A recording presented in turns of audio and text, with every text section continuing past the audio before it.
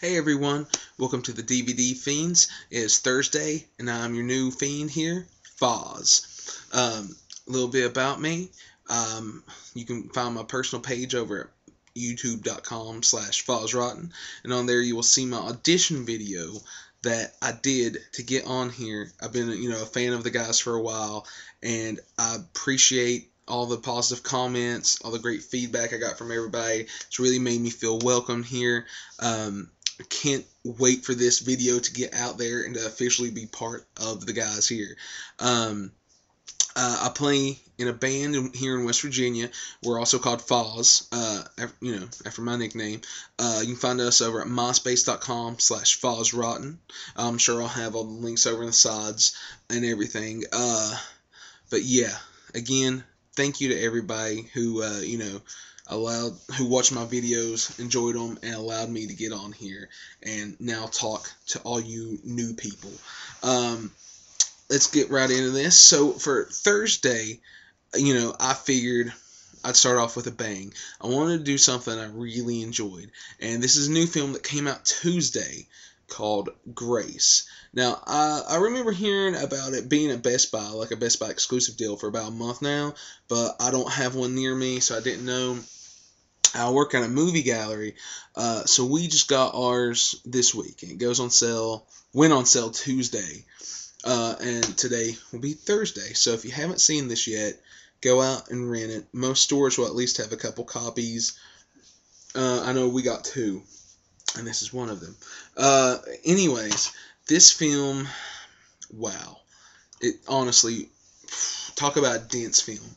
Like, real tense, dense atmosphere, excellently shot, you name it, it was spot on. Wow. I don't even know where to start on it, man. I've not been like this, just like flabbergasted, blown away, don't know what the fuck to say, since like Martyrs and Let the Right One In. Both of those are foreign films, so it's kind of cool to see, back in America, that we're finally putting out something that's not a remake, not bullshit, something good. And this really should have theatrical release, honestly. When you see the bullshit that's at the theaters right now, I haven't seen it, but something like Sorority Row remake, and then you got this coming straight to DVD after wowing Sundance audiences and all these festivals and everything. It's discouraging, but anyways, let me give you the basic outline of the film here. It's about this married couple who's been trying really hard to have kids over the last couple of years. She's gotten pregnant twice before, but didn't carry to term. And she's finally pregnant now. They're trying to figure out what they're going to do. They go to the midwife she's wanting to. They want to go to the doctor like he's kind of wanting to. And the big thing pushing for the doctor is one of the big elements of this film is his overbearing mother. Her mother-in-law. The cliche overbearing mother-in-law that you just want to tell shut the fuck up, but you can't. And she, wants her to go to her doctor and do what she says and basically just let her take over everything. So they're in the process of figuring this all out, and a horrible accident happens, and he's killed.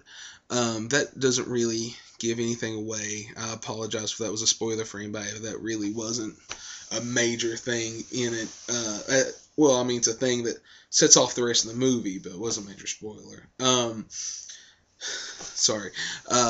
Anyways, he's gone now, and she got fucked up from the accident, and they pretty much tell her that the baby's dead. They need to induce labor and let her have it, and just I guess eject the dead fetus is the only way you can say it. But she won't let happen. She wants to have a natural birth and wants to carry it to term and have it regularly, and with her people that she chose to have it with, and so she does, and whenever it's born, it's dead. It's fucking dead. So everybody's kind of looking like all freaked out and everything, but she's still not having it, and basically she wills it back to life, I guess is what they try to say. And because it was dead, and then it wasn't. There was a good like few minutes of it being dead. So anyways, she has this baby. Everybody's in fucking shock about it. She thinks it's a miracle, and she names it Grace.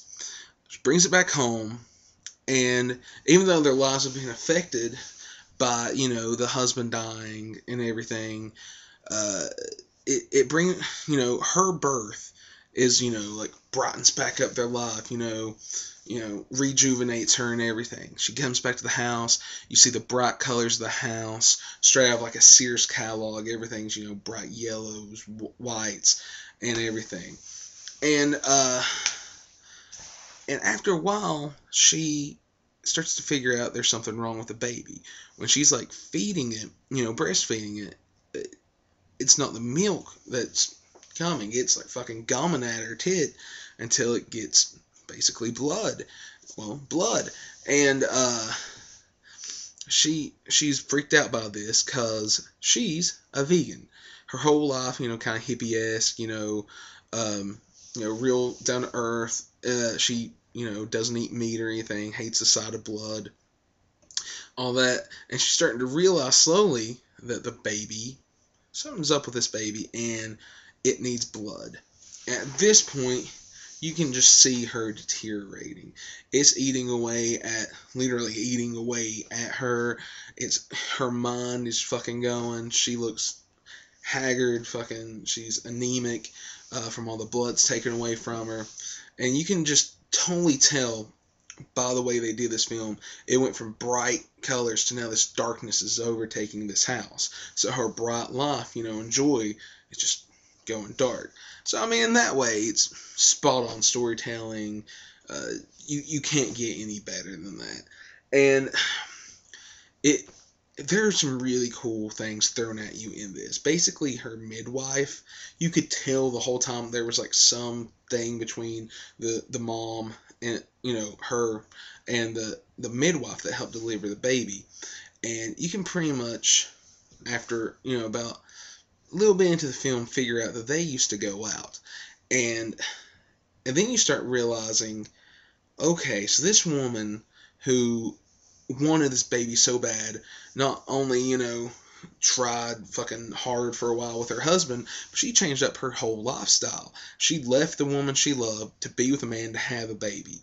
I don't know, it never went into it, but I honestly don't see why they just didn't have a, child together. The one woman probably didn't want to have a child. It never went into that.